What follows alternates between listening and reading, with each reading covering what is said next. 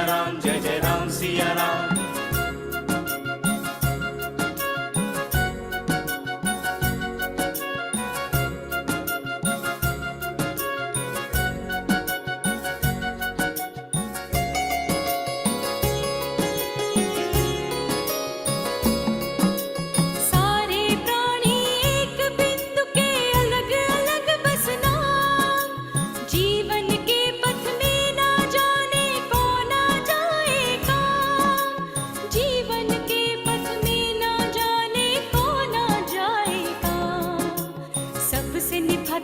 सबको रिझाता चल, सबसे निभाता चल, सबको रिझाता चल, मिल जाएंगे राम। राम नाम का अलख जगाता चल, मिल जाएंगे राम। राम धुन गाता चल, राम धुन गाता चल, राम धुन गाता चल, राम धुन गाता चल। राम सिया राम, जय जय राम सिया राम।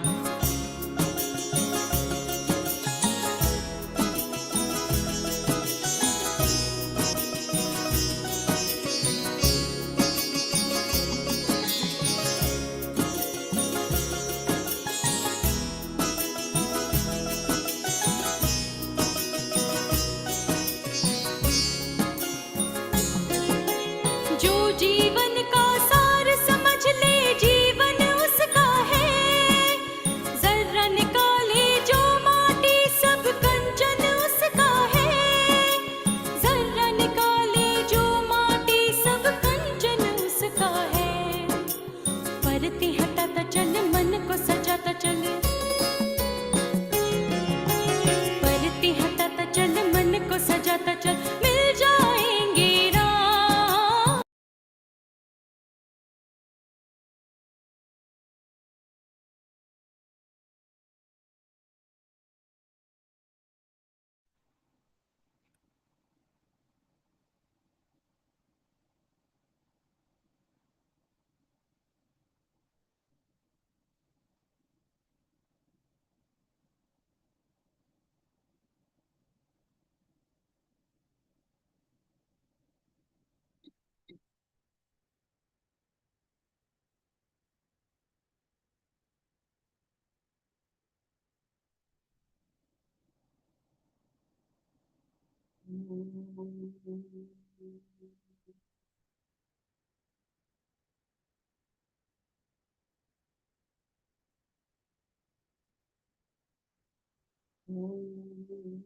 सहना भवतु, सहनौ भुनक्तु, सह वीर्यं करवावहै, तेजस्विनावधीतमस्तु मा विद्विषावहै।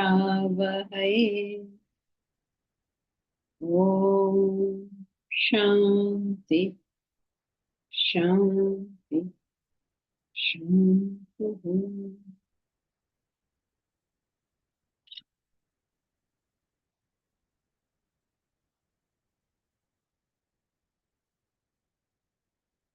Together we'll chant Bhagavad Gita, chapter 15, verses 1 to 10.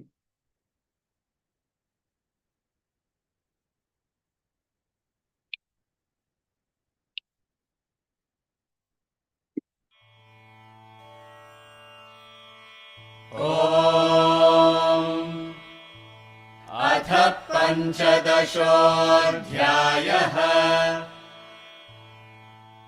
श्रीभगवानुवाच ऊर्ध्वमूलमधः शाखम् अश्वत्थम् प्राहुरव्ययम् छन्दांसि यस्य पर्णानि यस्तं वेद स वेदवित्। अधश्चोर्ध्वं प्रसृतास्तस्य शाखाः गुणप्रवृद्धा विषयप्रवालाः। अधश्च मूलान्यनुसन्ततानि कर्मानुबन्धीनि मनुष्यलोके। न न रूपमस्येह तथोपलभ्यते नान्तो न चादिर्न च सम्प्रतिष्ठा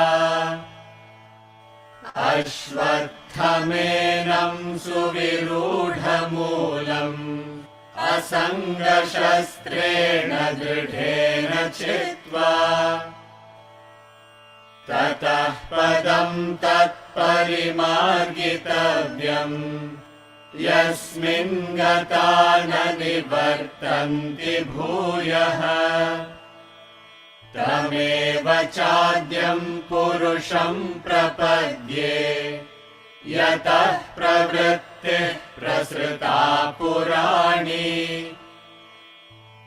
निर्माणमोहाजितसङ्गदोषाः अध्यात्मनित्या विनिवृत्तकामाः द्वन्द्वैर्विमुक्ताः सुखदुःखसंज्ञैः गच्छन्त्यमूढाः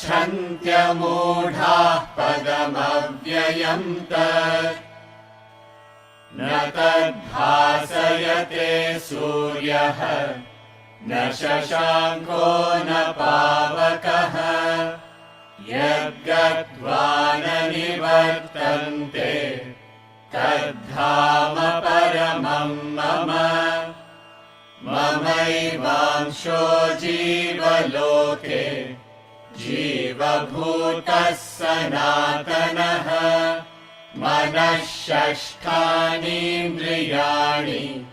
प्रकृतिस्थानि कर्षति शरीरं यदवाप्नोति यच्चाप्युत्क्रामतीश्वरः गृहीत्वैतानि संयाति वायुर्गन्धानि वाशयात् श्रोत्रं चक्षुस्पर्शनं च रसनं घ्राणमेव च अधिष्ठाय मनश्चायं विषयानुपसेवते उत्क्रामन्तं स्थितं वापि भुञ्जानं वा गुणान्वितं विमूढानानुपश्यन्ति पश्यन्ति ज्ञानचक्षुषः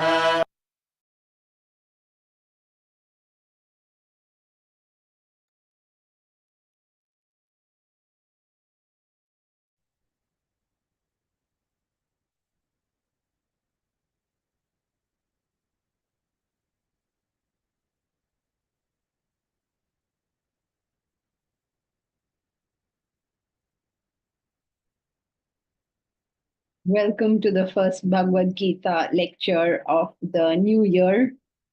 Happy Gudi Padwa and Happy New Year to everybody. Happy Gudi Padwa, Janki ji. Thank you.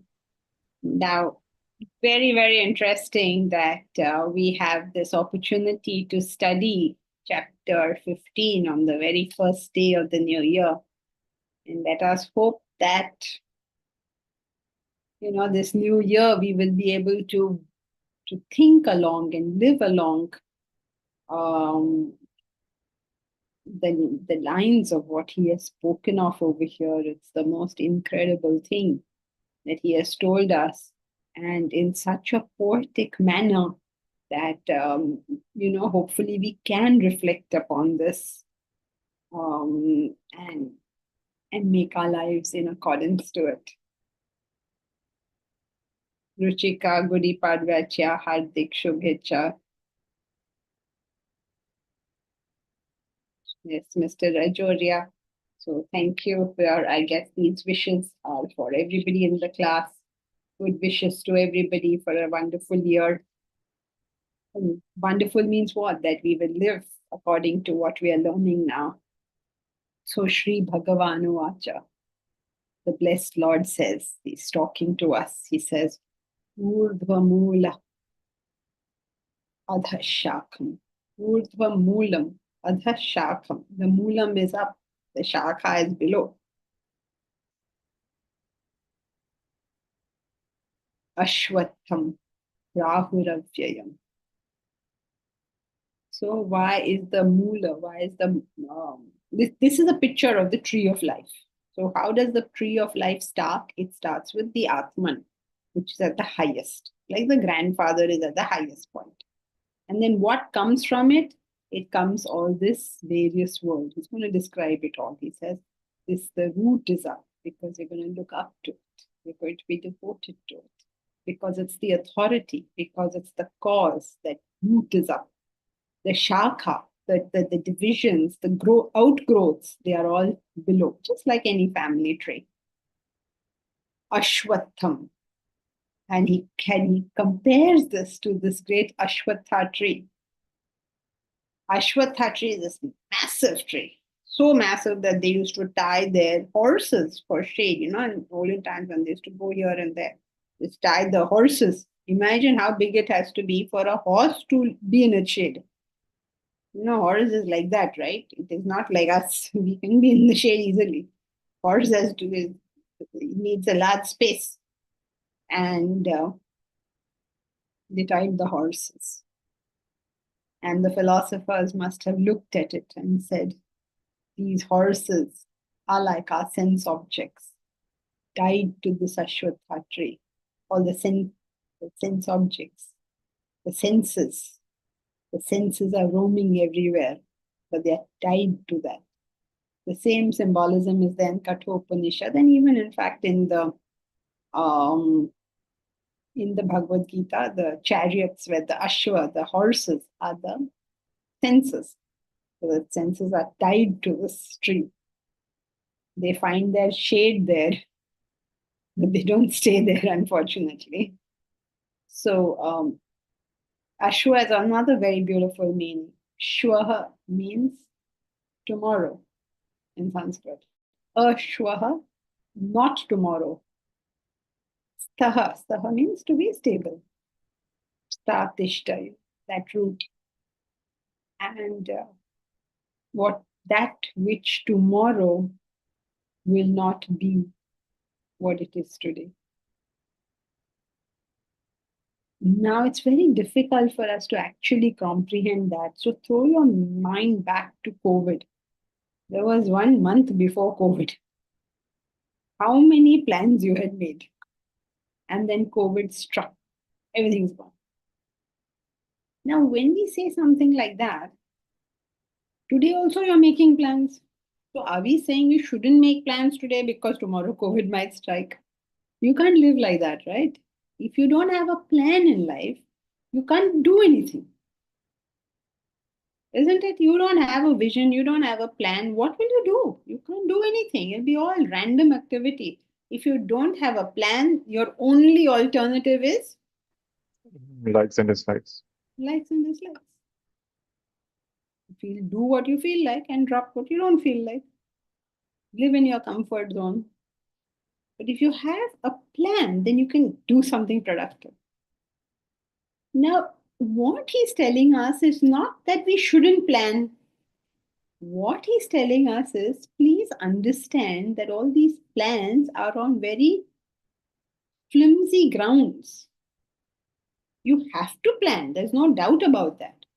But keep a little space for the fact that this world is not predictable. A little space. Sundaram, are you a student? What are you studying? I am a student of MA Yoga, and apart from this, I am also working as yoga instructor as an engineering firm. You already finished your yoga studies. I mean, finished in the sense of got your degree or whatever it is. I am studying right now, studying masters together with my master. Thank you. So now Sundaram is doing his masters in yoga. He has to have a plan, right? His study plan, his thing. You cannot say, I don't know when I'll study. Time milega to study kar denge. You can't do that. You have to have a proper study plan. Everything you have to have. But can this plan be etched in stone? And if it cannot be, should we not keep some space for the changes that may come.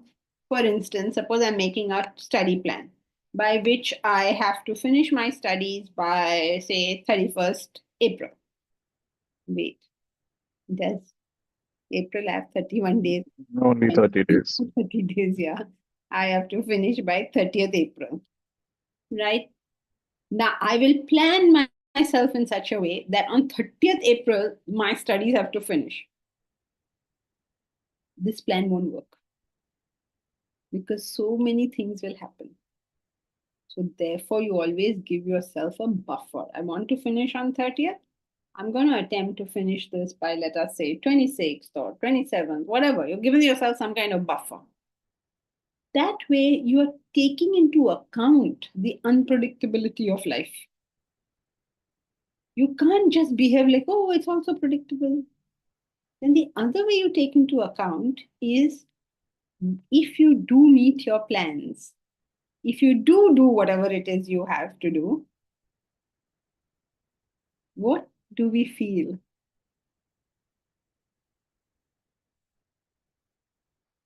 Why are you all quiet? Some plans of yours must have come out very good, Deepraj. I have achieved it.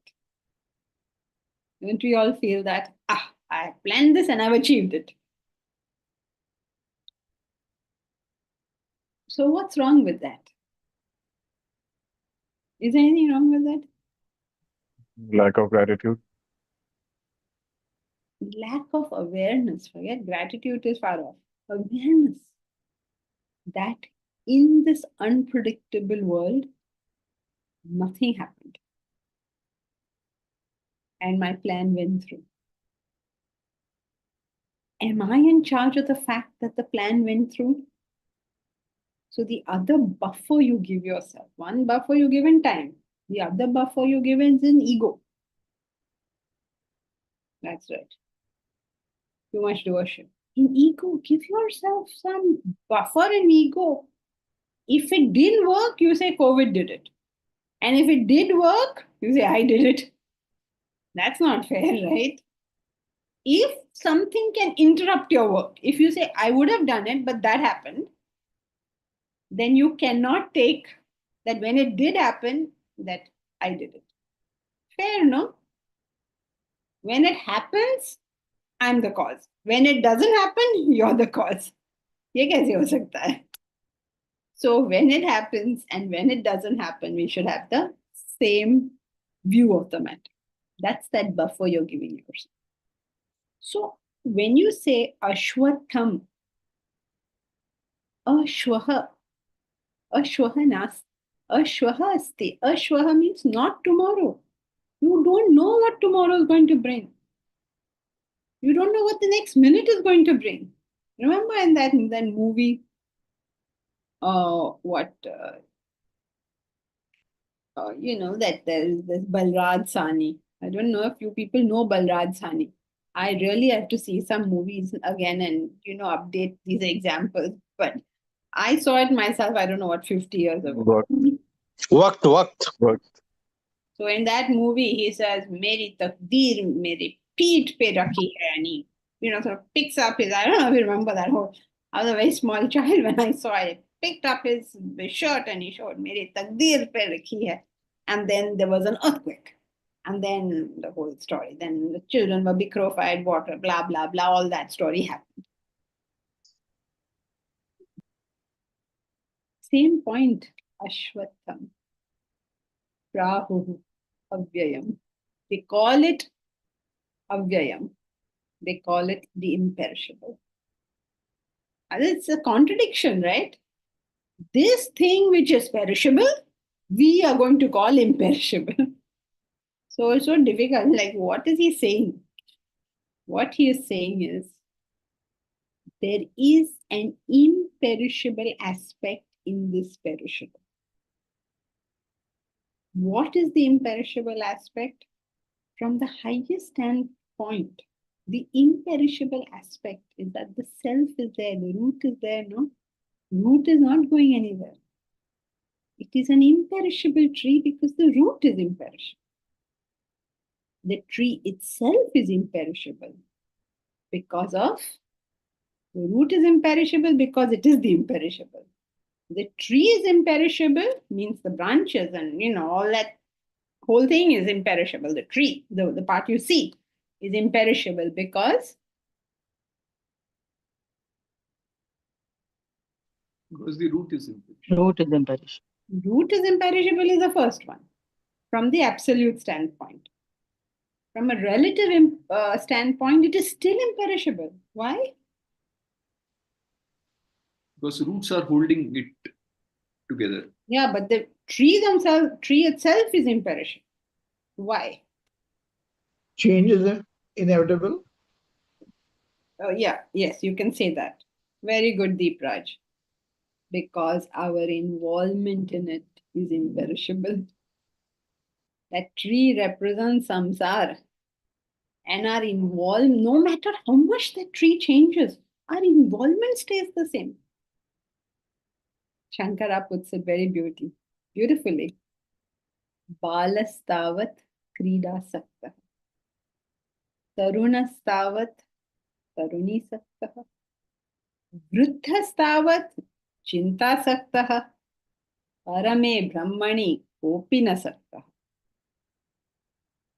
So, when we are children, we are so involved in the playthings, the dollies, the pollies, the dinky car, you're so involved.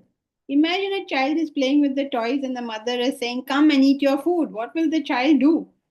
The child will not hear the mother.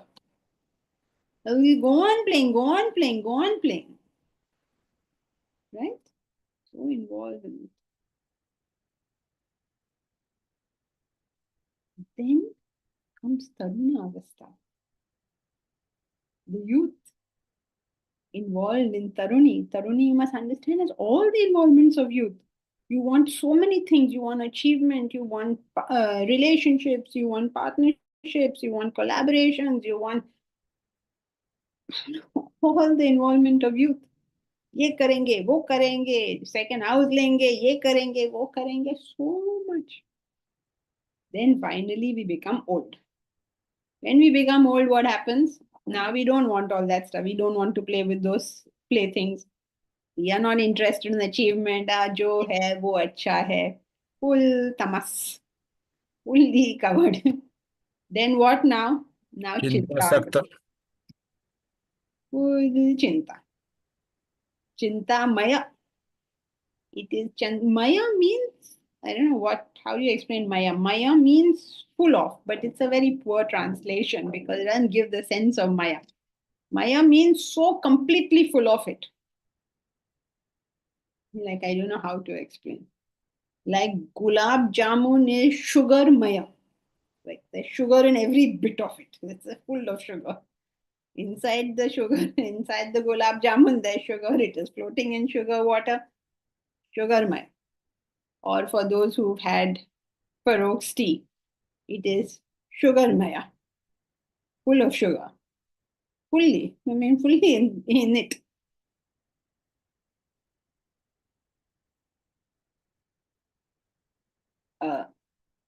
Elderly person. What is the sign of old age? You start worrying. If your son or your grandson buys a car, you worry, oh my God, what will happen to him? If he says, okay, forget it, I'll go back, I'll take a cycle. અગરબત્તી ખુલ્લું જ રહેવાતું ને પવન થાય હા તો સામેની બારી બંધ કરીએ ને આ Mitali, please close your window without putting on your speaker. All right. So,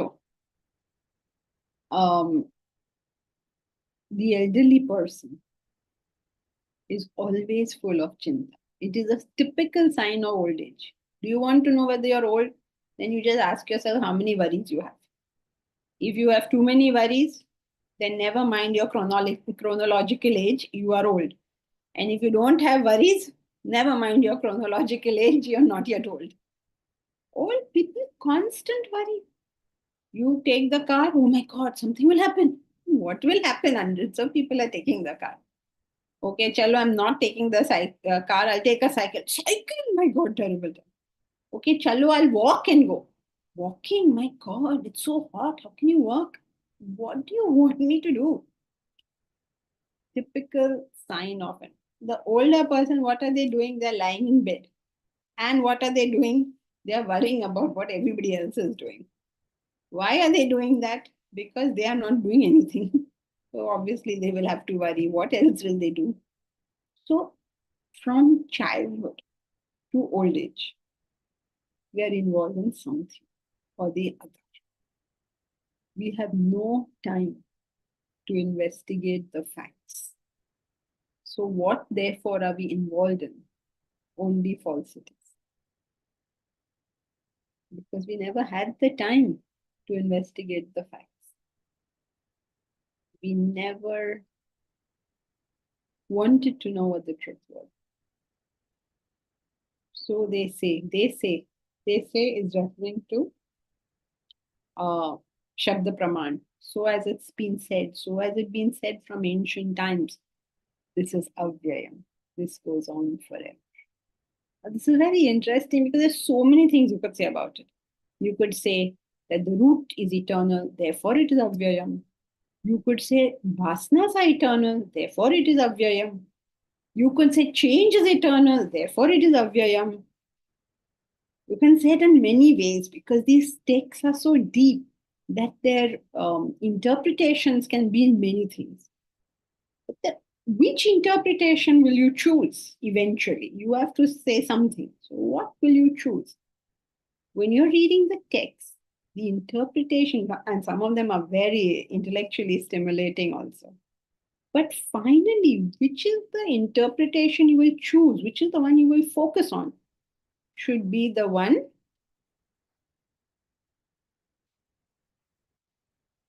which one?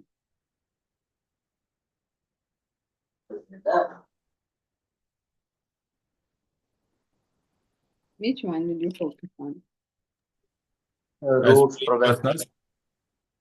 Sundaram, I couldn't hear you. Probably roots, eternal, and the function that is Srishti Karma that is doing every time he sleeps and wakes and performs Srishti Karma. I still can't hear you. Can anyone hear what Sundaram is saying? No. Or Jankiji, write it down. Yes, Milan. which inspires you? Which inspires you? Okay. I mean, you can answer the question anyway. There's no right answer or wrong answer. This mostly in Vedanta, it's not about the right or wrong answer. It is what reflection are you doing? There's so many interpretations. Which is the one we should pick, or which is the one which is good to be picked? Deep Raj, that which is consistent with the rest of the knowledge. Right? If any good interpretation will be consistent with the rest of the knowledge, but yes, you're right. It has to be consistent with everything else you believe.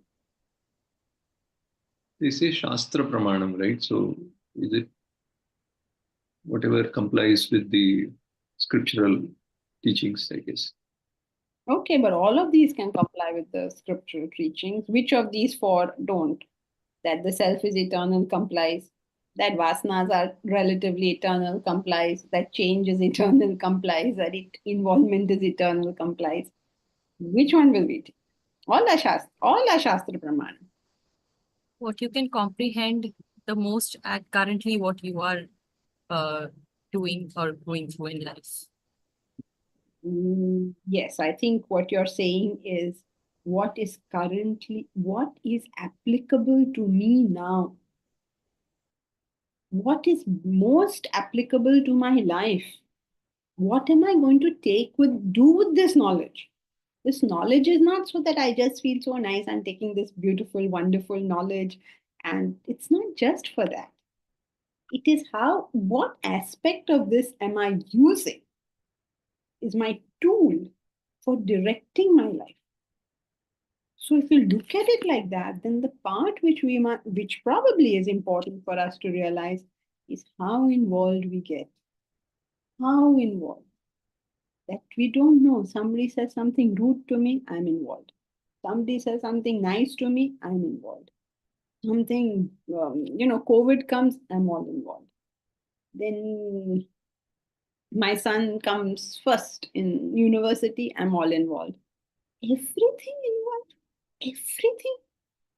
Can we not learn to feel the joys and sorrows of this world without getting involved in it?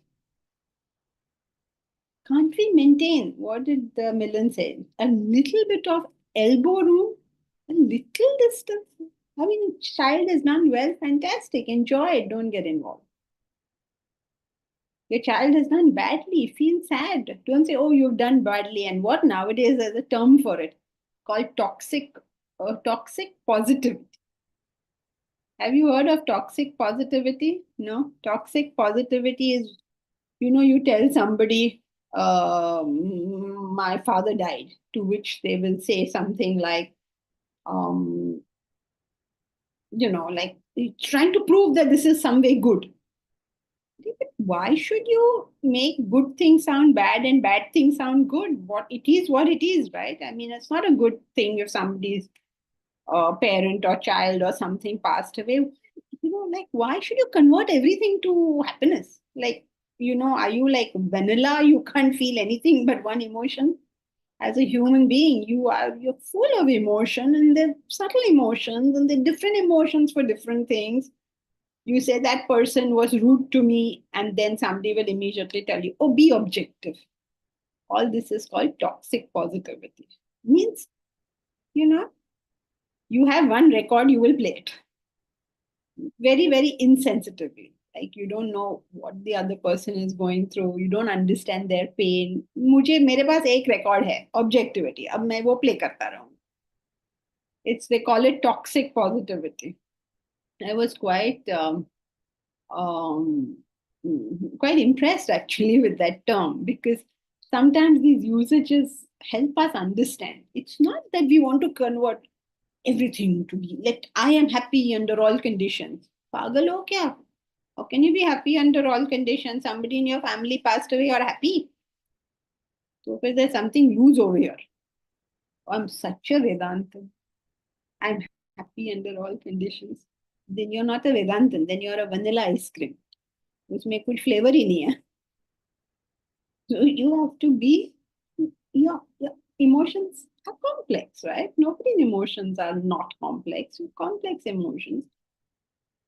Good things make you feel good. Maybe there's something bad in it. You feel that bad also. Like, imagine you were in 3rd standard. You passed. You went to 4th standard. You were happy you passed, but you were also a little sad because you're leaving something behind. Then you also may be a little frightened about something new that's coming, but you're still happy you passed. So human emotions can be complex. No, you don't have to reduce everything down. The problem is not the complexity of the emotion. The problem is the Overwhelming of those Reaction. Involvement. The involvement. What is the involvement? That you allow, you accelerate this emotion so much that you are no longer think straight. The problem. The problem is not all the emotion. That you react to the world with your emotions is a natural part of being a human being. If you don't have, now Aditi is going to sing for us many, many beautiful, inspiring songs. All those of you who are not in Mumbai, you all can now feel jealous, because we are all going to listen to Aditi singing beautiful songs. And then, when she sings songs, maybe someone will be a love song. Then our heart will be like, oh, all that love and all. Something she will sing, I don't know. Where are those days of life? I don't know what song she has chosen. Then some song will be about koi chala gaya. Many of these love songs are all about heartbreak only. Then we feel so sad. Like our heart is broken. Even though nobody has left us, nothing happened, still we feel so heartbroken. Music has this way of sort of inciting emotions. Then she'll probably sing something devotional, then we'll feel devotional, then she'll feel something, or sing maybe something frightening, then we'll be all frightened, whatever. Right? That if you don't react, something is wrong. I mean, emotion, no emotion comes only. किसी का बच्चा हुआ है तो मैं क्या करूं, किसी कोई गुजर गया तो मैं क्या करूं, everything is like that. Something we will react to, na, which is good. But Deepraj, what are you crying for? I know I said react, but अभी class में क्यों रो रहे हो भाई? I don't know what happened. What did I say? Sometimes I say things and I don't know why people are crying. He's crying because he can't attend the. Oh, okay, crying because he can't. Yeah, see. Now you have to react, right? Something. Ah, yes, Devraj. So all of this is going on. That is fine. The problem is Involvement. involvement. And what is involvement? Being overwhelmed by emotions. Being overwhelmed by it till you lose your basic sense. Don't go mad with your emotion, Baba. You please feel it. Just don't go mad with it. Take it in your stride. Take it like a general takes the salute. You know, when the general takes the salute, he stands there like that. And then all the platoons are going by. In one of those platoons, maybe his son is there. So what does he do? Like that? No. He continues his salute. No, no, oh, my son, it was says, that's my son. Does he do anything like that? Hands. Like that, your intellect has to stand. See the platoons go by. Some you will identify, some you will not identify, some will be happy, some will be sad, blah, blah, blah. Life will go on. All right. So it is avyayam in the sense that our involvement in it is always there. In the good things and the bad things. We can't take it with a pinch of salt. When you say this, please don't misunderstand it as toxic positivity or like no emotion at all. It doesn't mean that. It means your intellect stays steady in and through the ups and downs of the world and of your mind. And because it's it's a changing phenomenon, these things will go on. Some days will be success, some days failure, some days hot, some days cold. Some days people will say things that will warm the cockles of your heart. You say, oh boy, how sweet. Some days they will say things that you feel like picking up a danda and whacking them. ये सब चलता रहे. But filter before you act upon it. So keep the actions, keep the emotions, get rid of the involvement. That's what he's trying to tell. I mean, that is one. Involvement is one of the things which I tell you, which is the one we should choose. We should know the others, of course. But the one which we should remember is whatever happens, I'm not getting involved. That means I will continue to act with good sense, with decency, with gracefulness. I will continue to do this. Whatever, even if I'm going to fight, I'm going to do it gracefully. You know, some of the best stories of victories and defeats are the grace with which the kings did them. You know, like you remember the famous example of when the Porus, King Poru, was defeated by Alexander, and he was tied up. You know, he was the Indian king. Was Alexander came to India and he was on a rampage, like he was just winning everything, and he came to India. And the king that met him was King Porus. And we have a very nice Hindi, very, very old Hindi movie on that, and how he comes and he wins the battle against Poro. Now, he's all tied up. This king of India is all tied up and taken to Alexander's court. Or taken means wherever his camp is. That's his court now. So he's taken over there, and Alexander says to him, "No, a defeated king, no?" So he says, "You fought me. How should I treat you now?" To which King Porus said, Like king. as one king will treat another. In failure, he was graceful. And so, of course, the story is he earned the respect of Alexander. And some other kings, in victory, they managed that grace. I mean, even Alexander showed grace in victory, right? Just as Porus showed grace in defeat. So obviously people will feel what they feel, but don't go mad because of what you're feeling. That kind of grace, dignity should be the hallmark of a Vedanta student. Everything we do is with grace, with dignity, with good sense. Is it Sama Duksha Sukha? Sama Duksha Sukha. Dukha Sukha. Yes, it is. Sama Duksha Sukha. Dukha. Sama Dukha and Sukha. Yes. Means, both in Dukkha and Sukha, your feeling should be equal. Not your Some sort of feelings. Your your feelings cannot be equal. Your reaction, your action, your intellect. intel. Okay. Intellect stays ever equanimous. Actions are different, emotions are different, so many different emotions. We should be able to feel all different emotions. Huh? Can you imagine not feeling any emotion? Feel all the different emotions, but your intellect is not affected. Right. Thank you. Yes, Bharat? So going back to picking interpretations, why not pick both the absolute and what's applicable now, so that you know what's to be done now and you know where you're headed? Yes, you can do that, but all interpretations hold the others as well. The point is, see, when you say choose one, that is your entry point. Otherwise, how are you going to stay uninvolved unless you remember the divine? You will be involved, right? Unless you have a higher vision, of course you'll get involved. So, Okay, so picking one involves keeping in mind the absolute. picking one means that's your entry point. What are you going to focus on at the moment?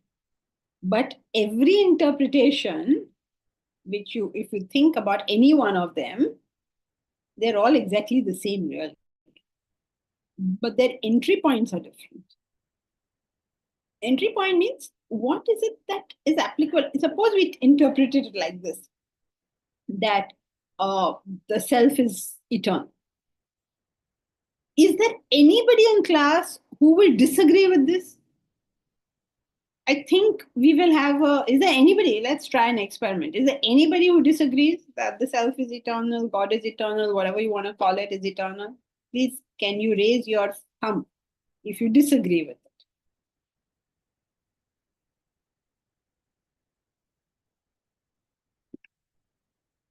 Nobody? But will it immediately impact the person's life? He will be inspired for the duration of the class, and after the class, life will go on as usual. So, one of the most difficult jobs of a teacher is always how to take the class from the words to the spirit. Because the words are easily memorized. The words are easily understood, means superficially understood, very, very easy. But what is difficult is making it, what can I say? Making it a person's life. And the problem with this knowledge is that if you don't make it your life, then it's futile. The whole thing became futile. It's nothing. It's just like going to the gym, you know. If you don't actually lift the weights, everything that you hear is futile. You have to actually do that, right?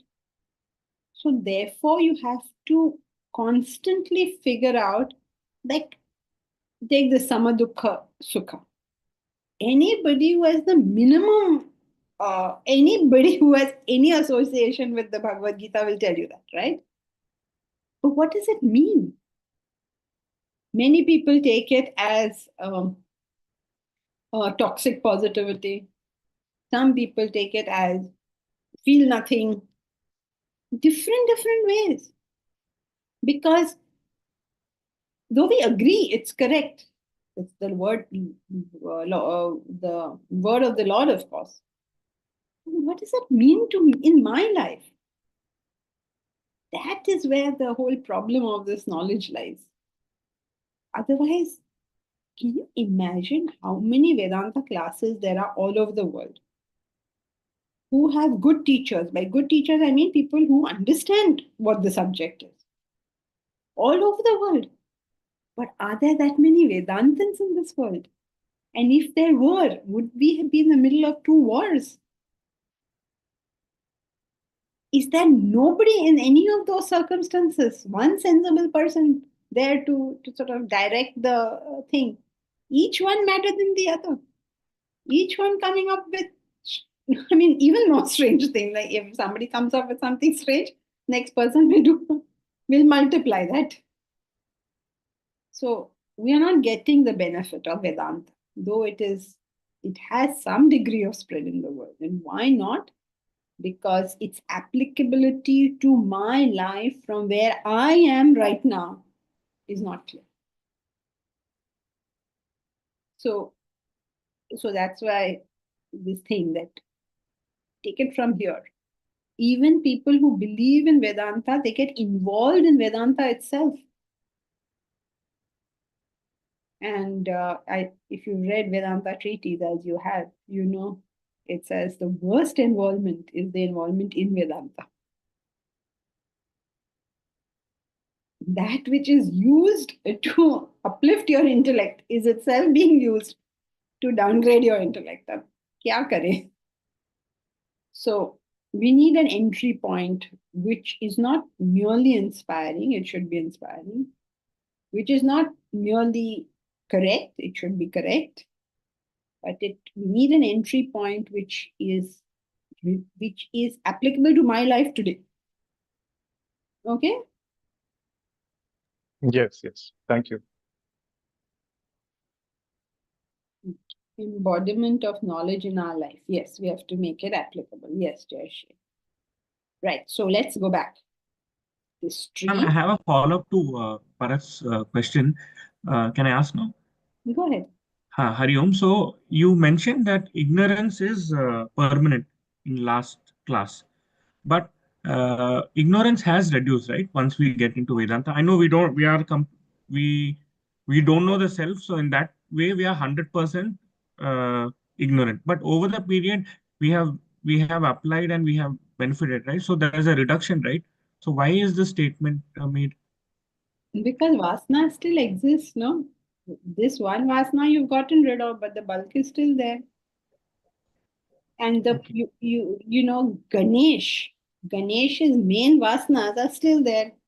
What happens as you develop is we have different varying degrees of the vasana, right? There are superficial vasanas, then there are little deeper ones, and then there are very deep ones, and then there are very, very deep ones. So when you know, in the earlier years, all the top ones go, we say, look how great I'm doing. Then removing the deeper ones becomes more difficult. Then we say, oh, nothing's happening anymore. But obviously, it will take much longer. So that Ganesh, the embodiment Ganesh, is still very much there, right? Some little upar wale negative qualities or something may have gone, but the bulk is very So much. the deepest vasana, so in that way we are very ignorant. Yeah, they're there. Yeah, they're still there and they will continue. If we are not alert, they'll continue through various janmas. Okay, understood. Thank you. Ma'am, will you just tell me that whether Bhashana is always applicable in a negative attitude or in a positive also? Is that Jaydeep? Yeah. Can you switch your video on? I prefer to talk to the person who has. Sure. Okay. So, Hari Om. So are vasanas always negative? It's a very difficult question to answer because it all depends. Firstly, according to Vedanta, all vasanas are negative. Okay, so that means the vasana to serve humanity is negative. That you will not accept. You say, how is that negative?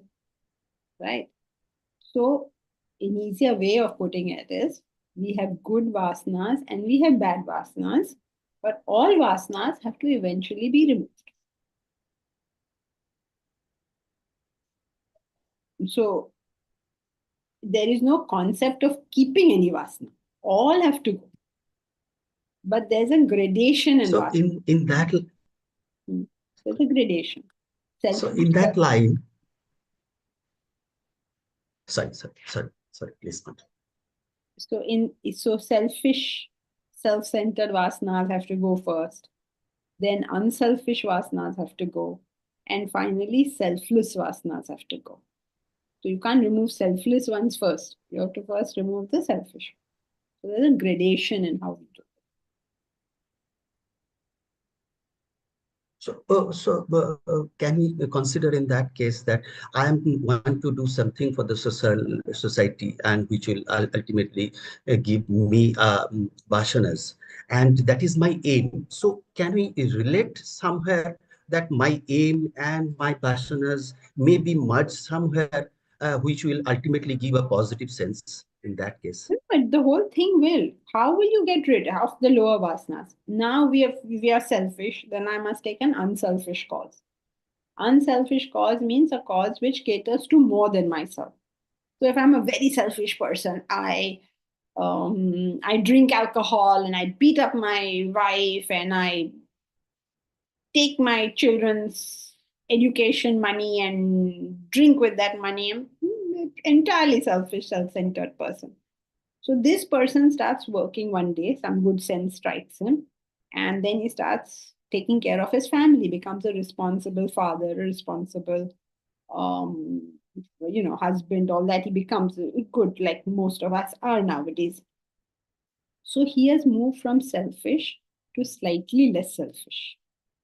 All his concern is me and my family. When he becomes a little less selfish, then it will be me, my family, and my community. And then it'll go to maybe my nation. Then maybe it will go to nearby nations. And then maybe it goes to humanity. Then when we include everything, it may be including all beings. Why only humans? So like that, you go step by step. So every time you move from one to the other, you have purified yourself because you've expanded the vision. So that expansion of vision is what we are trying. But when you expand that vision, you are cultivating those vasanas. You will get rid of those vasanas by cultivating even higher vasanas. So it's a gradual process until we reach self-realization, where we have zero vasanas. Thank you.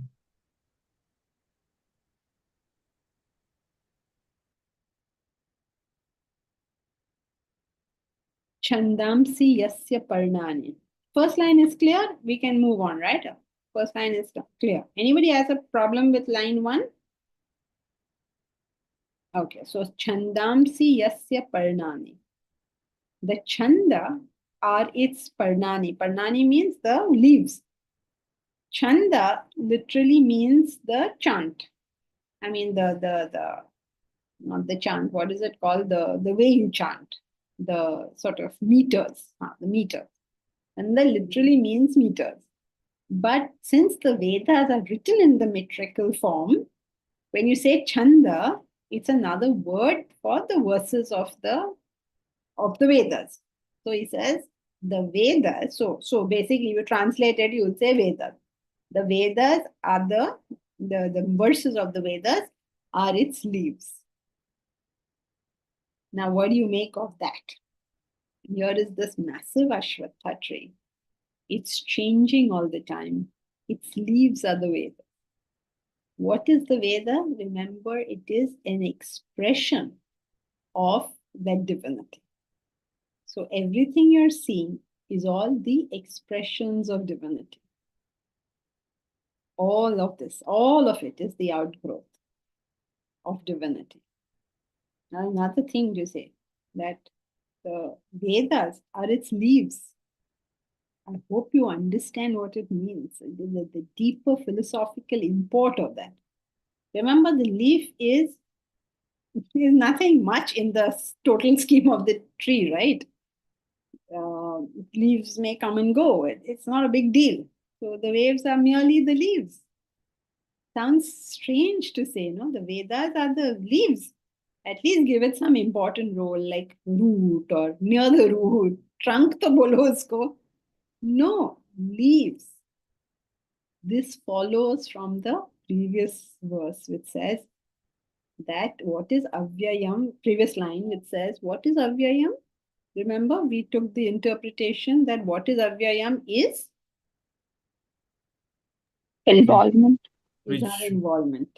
Correct. So what is the highest involvement you can have? In the Intellectual. Vedas. In the Intellectual. Vedas itself, yeah. So he's drawing your attention to that by saying, not even here are you going to get involved. You will maintain that objectivity throughout until realization. Otherwise, you will be very objective with everything in the world. But then when you come to Vedanta or we come to Vedas, then you are totally involved. So Shankara says, Paschanna pichana pashyati muda. So close and so far. Though seeing, you are not seeing.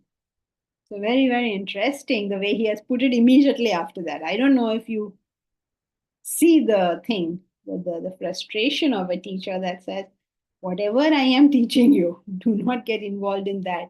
This is a bridge in itself to take you to that transcendental reality. Yastam Veda Savedavit. He who understands this, he is the knower of the Vedas. Now you get it? So who is a knower of the Vedas? One who is self-realized. I hope you saw the line of thought. This is a changing phenomenon. Do not get involved in it. The leaves of this changing phenomenon are the Vedas.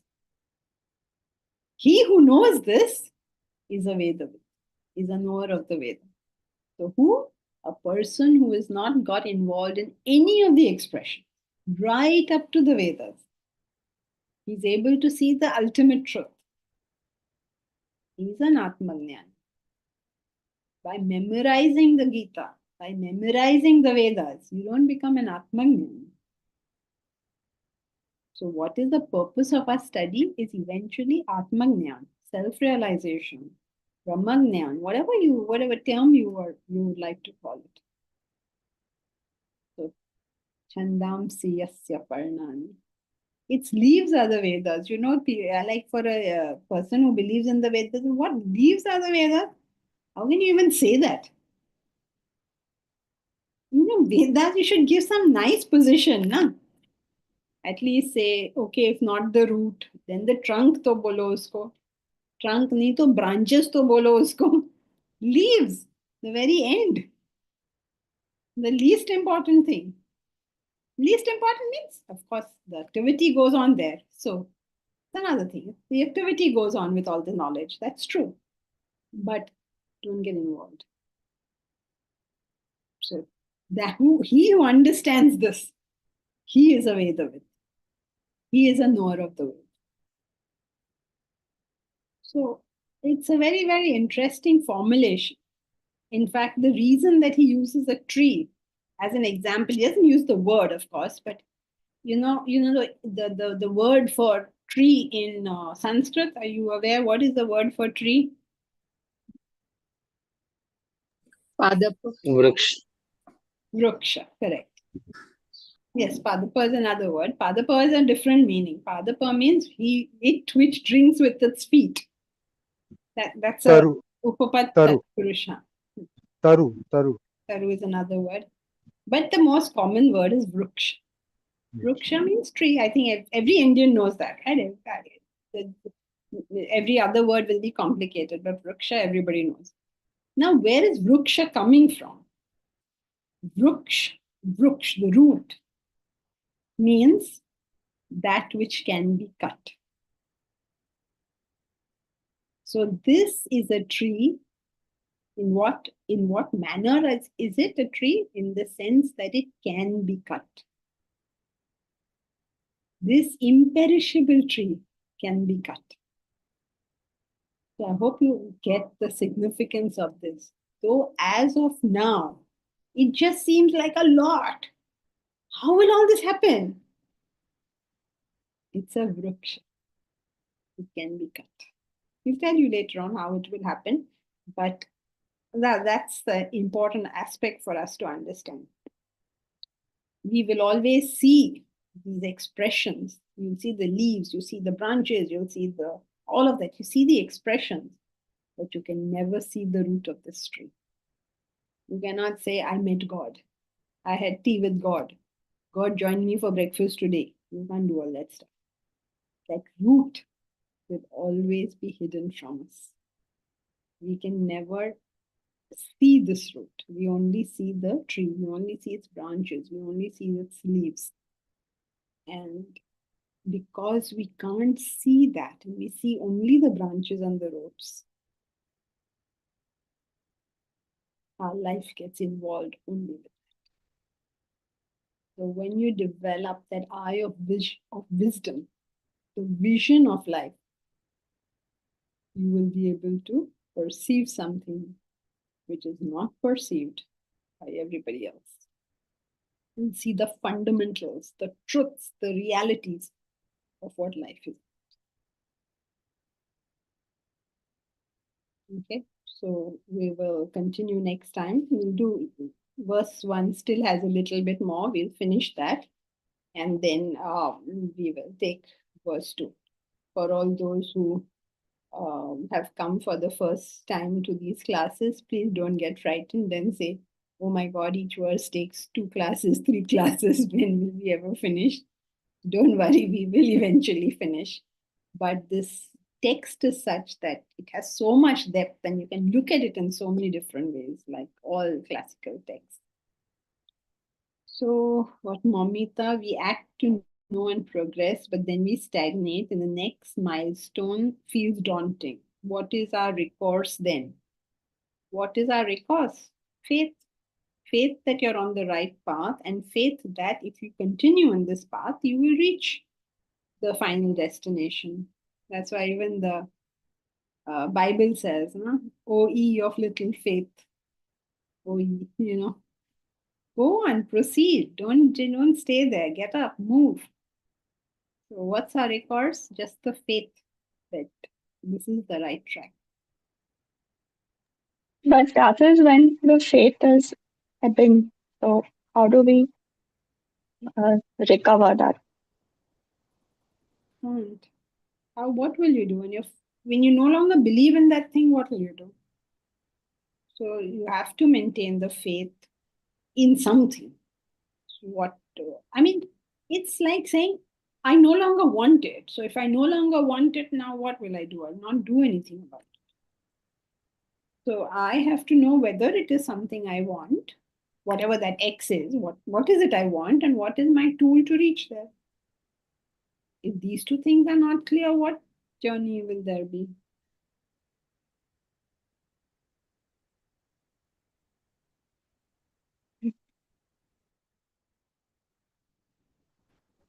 Being clear about what you want in life is really the first step for everything. Okay, so Bharat has an announcement for us. Yes, Hari Om everyone. Remind